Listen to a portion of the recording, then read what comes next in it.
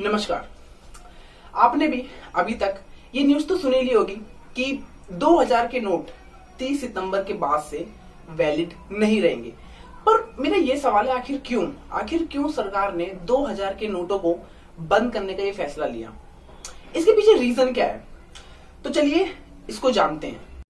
देखिए, 2000 नोट की शुरुआत नोटबंदी के समय की गई थी, क्योंकि सरकार बहुत अच्छे से जानती थी कि जब 500 और 1000 के नोट जाएंगे तो मार्केट में पैसों की कमी होगी। तो उस कमी को फुलफिल करने के लिए सरकार ने 2000 के नोट्स निकाले। लेकिन इसके अलावा सरकार का एक और प्लान भी था कि हमें इस नोट को ज्यादा दिन तक रहने देना नहीं है। तभी 2018 से 19 से ही आरबीआई ने 2000 के नोटों को छापना बंद कर दिया था।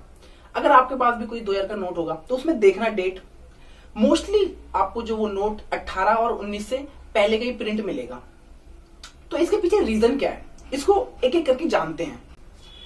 देखिए, पहला रीजन ये हो सकता है कि जब सरकार ने 2000 के नोट निकाले तब उस समय पैसों की मार्केट में बहुत कमी थी और बाकी करेंसी उतनी मात्रा में थी नहीं।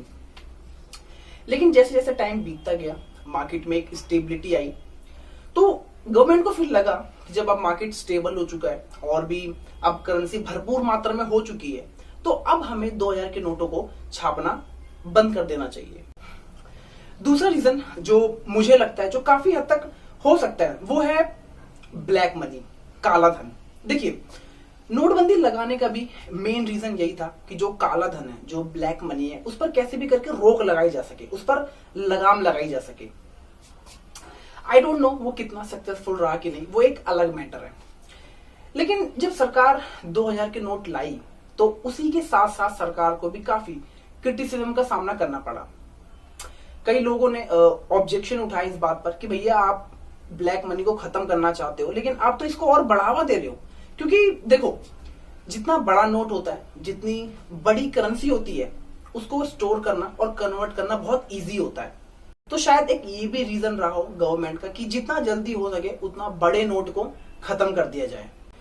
तीसरा रीजन ये भी हो सकता है कि पता आपको, जब सरकार ने 2000 के नोट निकाले तो उसी के कुछ ही समय बाद मार्केट में फेक नोट आना भी शुरू हो गए थे और इस तरह के कई सारे केसेस देखने के लिए मिले, जिस वजह से आरबीआई को उसे ढूंढना, उसे फाइंड करना काफी उनके लिए डिफिकल्ट हो गया था।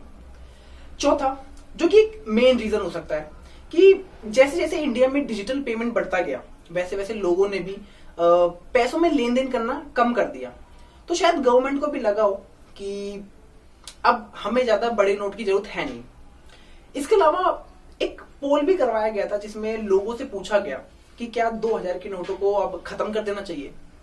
तो मोस्टली लोगों ने, 65% ज्यादा लोगों ने हाँ बोला, 20% लोगों ने कहा कि नहीं ठीक है चल जाएगा, और जो बचे कुछ थे वो पता नहीं कौन से ग्रह से आए थे, उन्होंने जवाब ही नहीं दिया।